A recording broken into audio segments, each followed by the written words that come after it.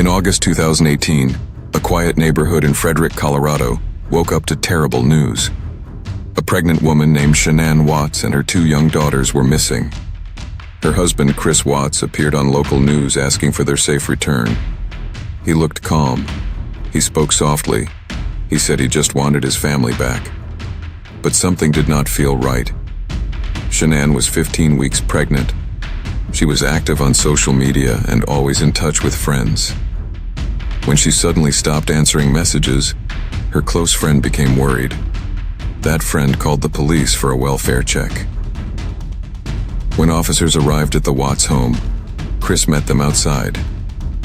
He said his wife had taken the children after an emotional talk about divorce. He claimed he did not know where they went. Inside the house, there were strange signs. Shanann's purse was still there.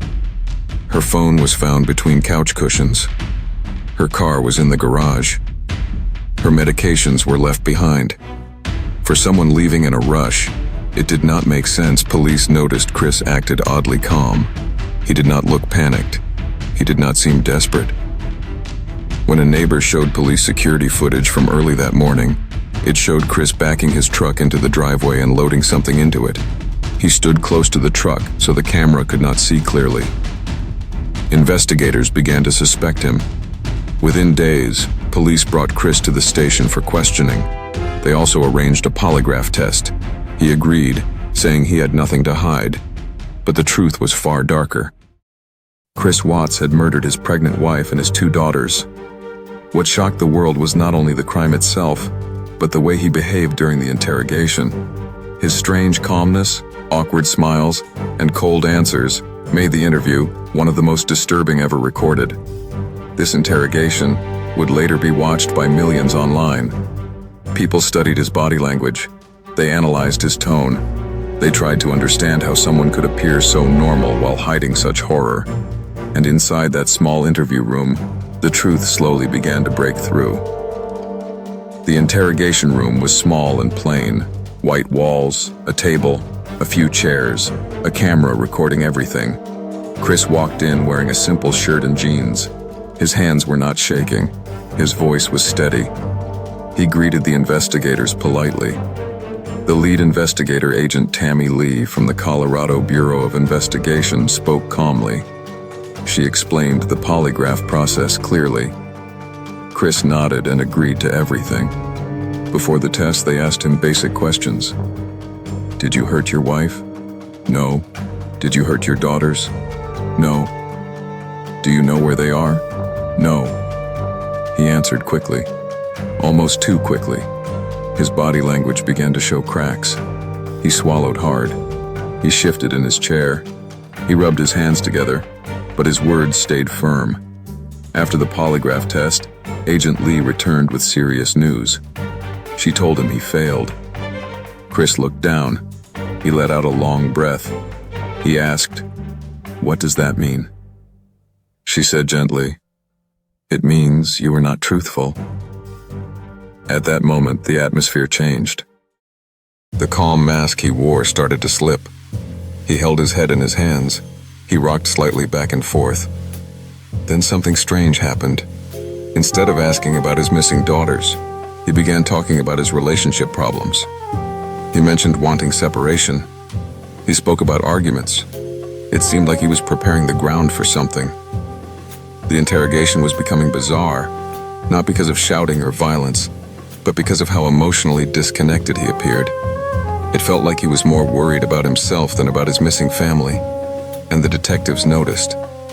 When Chris Watts first sat in the interrogation room, the investigators expected nervousness, maybe tears, maybe desperation. They expected a husband worried about his missing family. What they did not expect was the strange calmness that seemed to surround him. He spoke slowly, almost rehearsed, answering questions with precision, yet his eyes gave nothing away. At first, his words made sense on the surface, but as the questioning continued, his unusual behavior became more noticeable. One of the first things that caught the investigators' attention was his body language. Normally, a person under extreme stress fidgets, taps fingers, sweats, or avoids eye contact. Chris showed almost none of these signs at the beginning. He sat with his back straight, hands resting lightly on the table, occasionally shifting slightly in his chair. When he did shift, it wasn't nervous movement, it almost looked like a controlled adjustment. Sometimes he smiled awkwardly, a small, polite smile, as if trying to charm the room rather than convey emotion. It was unsettling. This smile didn't seem natural. It didn't match the situation.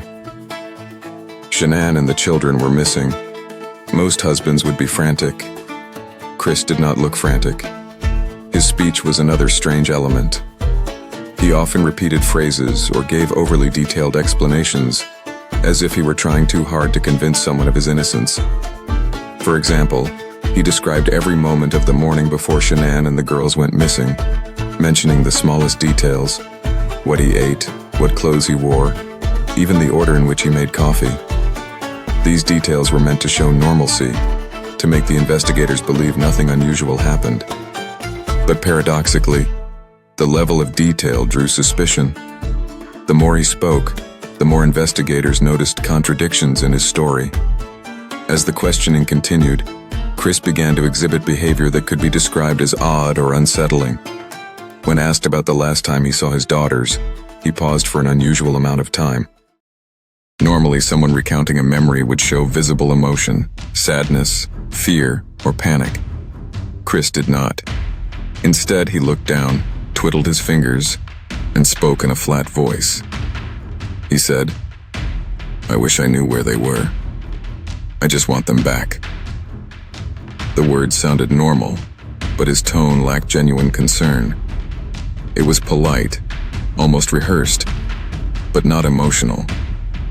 The investigators found this chilling because it suggested he could speak about something tragic without actually feeling it. Another strange moment occurred when he laughed unexpectedly. It was a small chuckle, almost a nervous sound, after being asked if he had arguments with Shanann.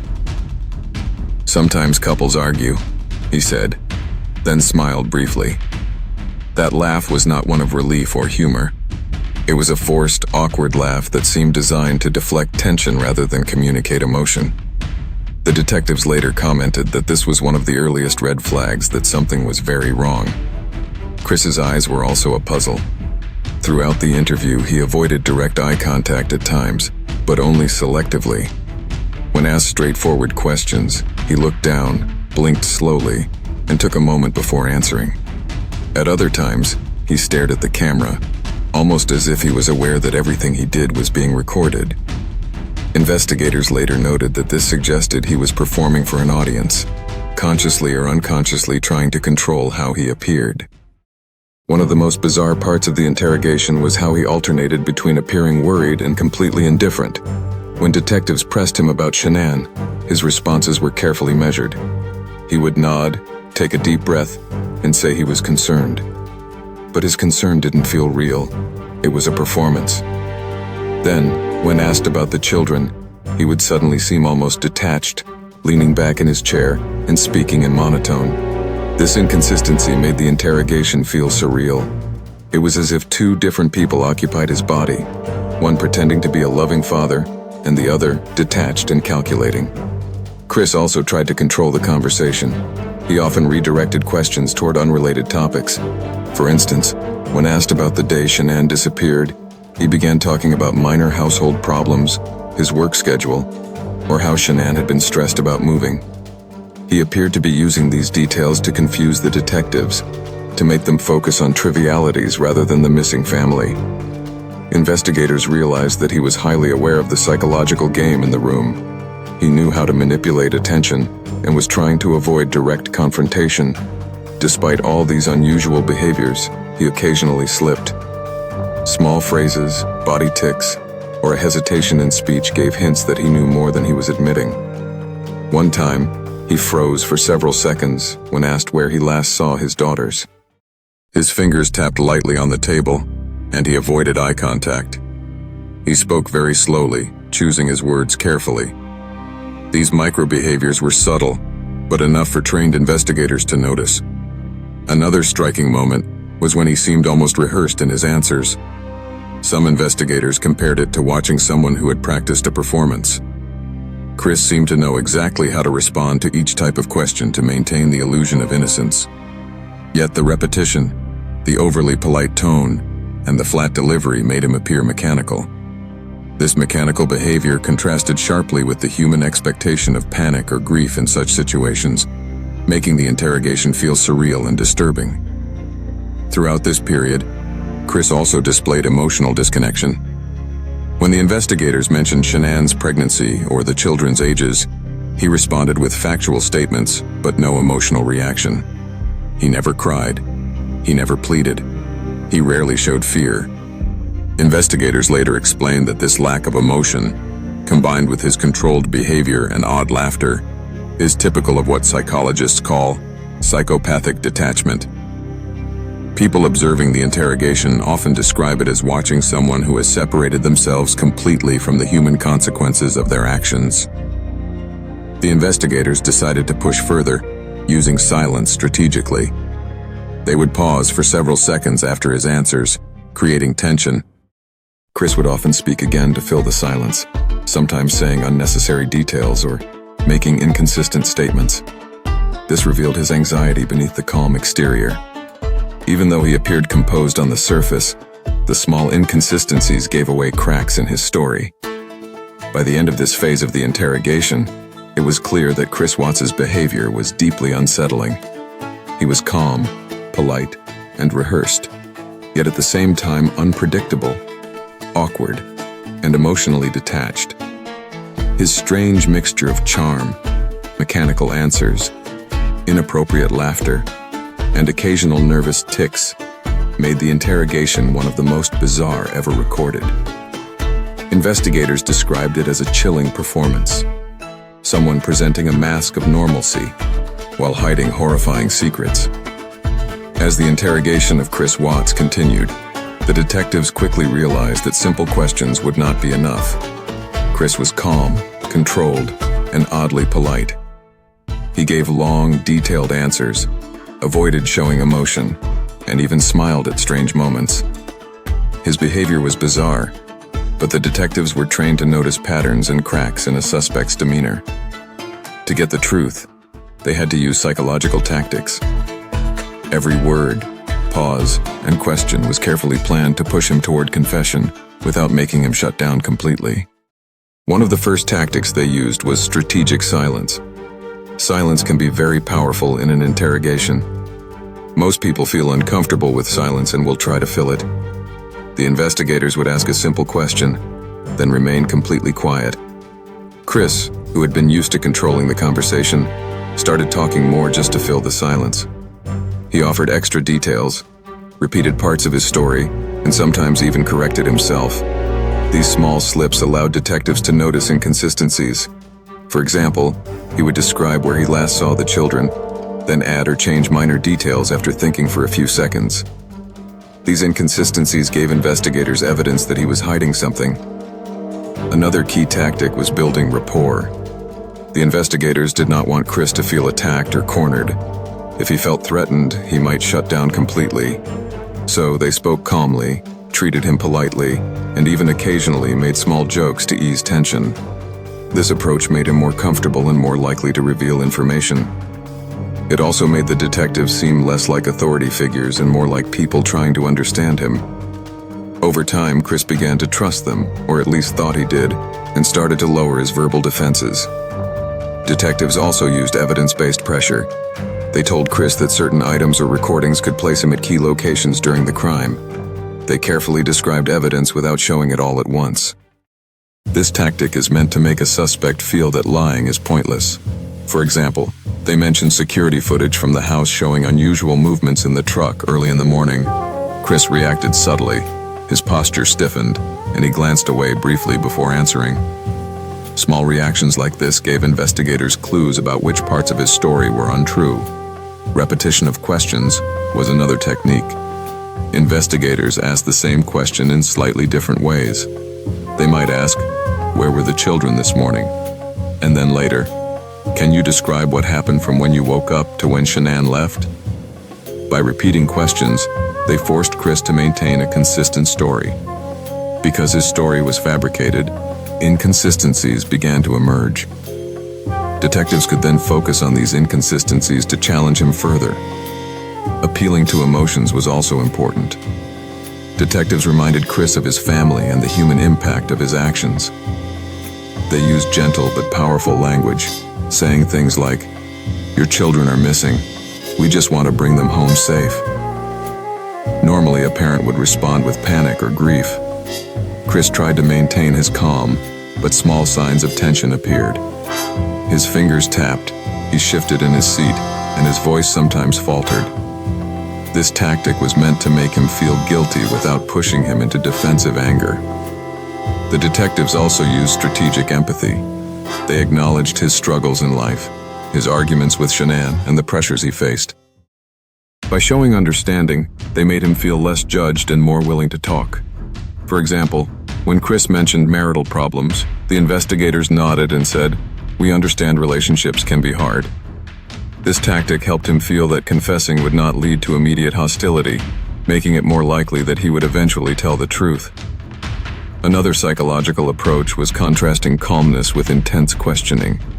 Sometimes detectives would remain calm, almost passive, and other times they would ask very direct, urgent questions. This combination created tension.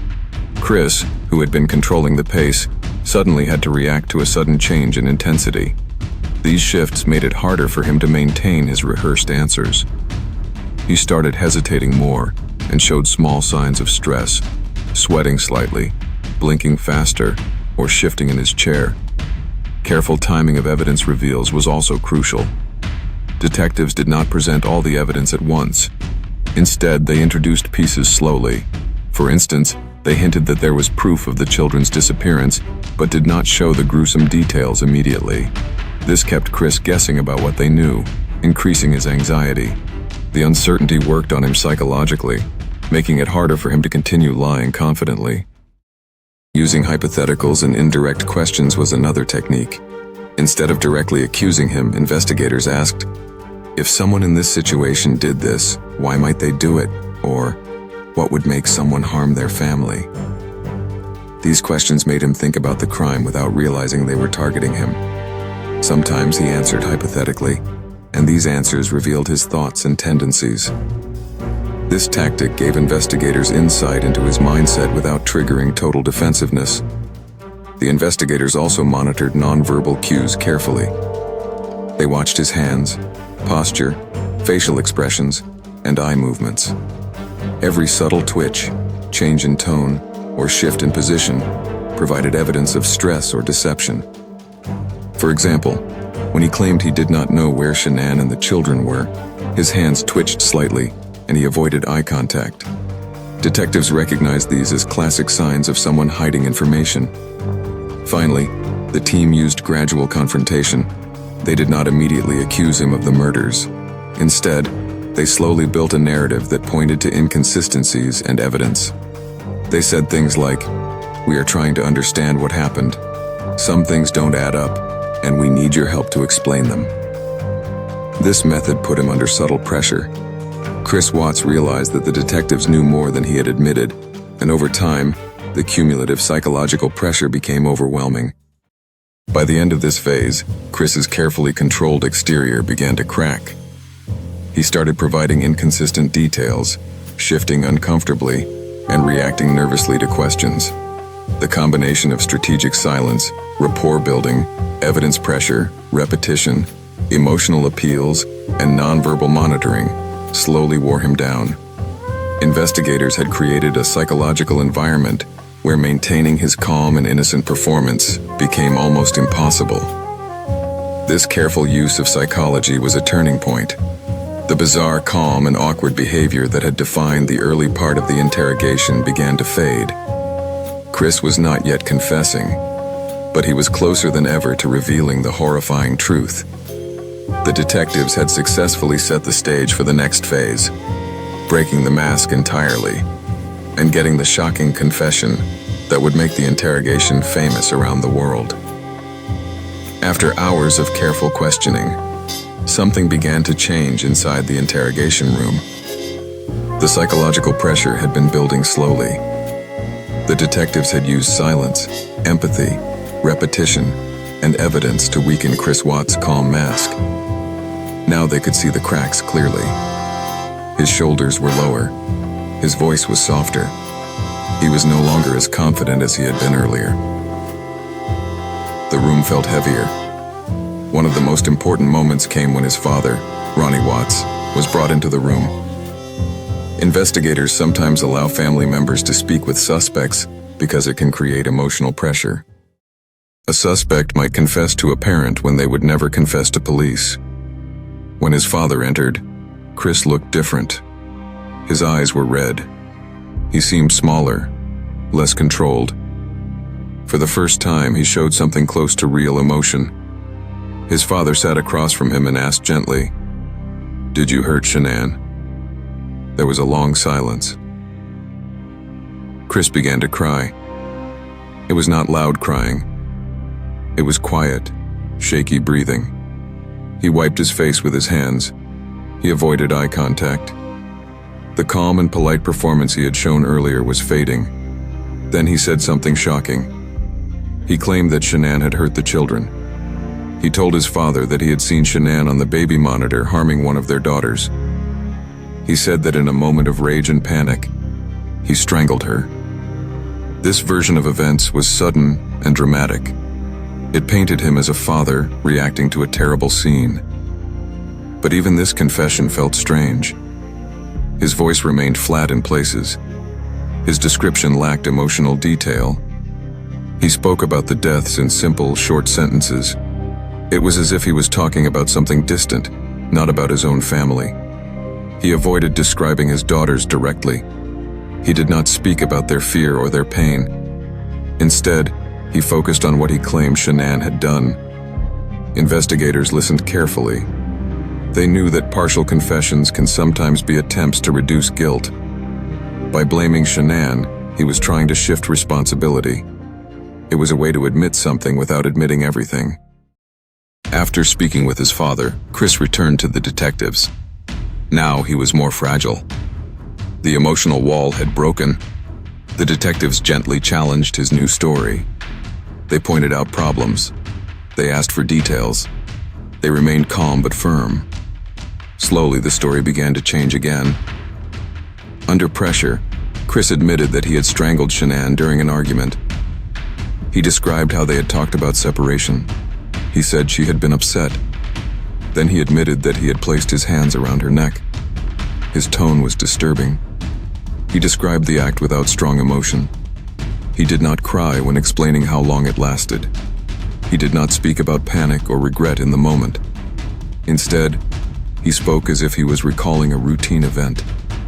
This emotional detachment made the confession even more chilling. Then came the most horrifying part. He admitted that after killing Shanann, his daughters were still alive. He said they walked into the room and saw their mother on the bed. He described them asking what was wrong. Even while saying this, his voice remained quiet and controlled.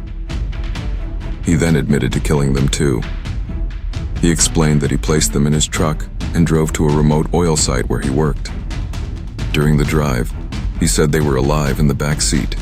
He claimed they asked questions. He said they did not understand what was happening. The detectives remained steady, even though the details were deeply disturbing. Chris described how he smothered each child separately. He gave simple descriptions, without graphic detail. But the emotional coldness in his voice was unforgettable. He admitted placing their bodies in oil tanks at the site and burying Shanann in a shallow grave nearby. The room was silent after he finished speaking. This was the full truth. The earlier bizarre calmness now made sense. He had been trying to hold back this horrifying reality. His strange smiles, awkward laughter, and mechanical tone were all part of a mask. Now the mask was gone. Even in confession, his behavior remained unsettling. He did not break down fully. He did not scream or collapse. He spoke quietly, sometimes staring at the table, sometimes rubbing his hands together. It felt like he was explaining someone else's actions, not his own. The detectives asked clarifying questions. They needed details for recovery of the bodies. Chris answered them. His cooperation increased once he confessed. It was as if he had accepted that the performance was over. Outside the interrogation room, investigators moved quickly to confirm the information. The locations he described were searched. Tragically, they found exactly what he had confessed to. The confession shocked the nation. People who had watched his earlier television interviews could not believe the transformation. Just days before, he had stood in front of cameras asking for his family to come home. He had appeared calm, even hopeful. Now he had admitted to killing them. The most bizarre part of the confession was not only the crime itself, it was the way he delivered it. The emotional flatness, the calm tone, the lack of visible rage or breakdown. It felt disconnected from the horror of the actions. For investigators, this was a powerful example of how psychological pressure, patience, and careful strategy can break down even a controlled suspect. They did not shout. They did not threaten. They slowly removed his defenses until he had no place left to hide. By the end of the interrogation, Chris Watts had fully confessed to murdering his pregnant wife and 2 daughters. The bizarre behavior that had confused and disturbed viewers around the world now had context. It was the behavior of a man trying to maintain control while hiding an unthinkable secret. The shocking confession marked the end of the interrogation, but it was only the beginning of the public reaction that would follow. After the confession, the case shocked the entire country.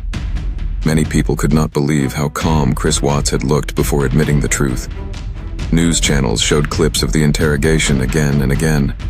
Viewers studied his strange smiles, quiet voice, and cold behavior. In court, he pleaded guilty to murdering his wife and daughters. He was sentenced to life in prison without the chance of release. The interrogation became famous online. Millions watched it to understand how someone could hide such a terrible secret behind a calm face.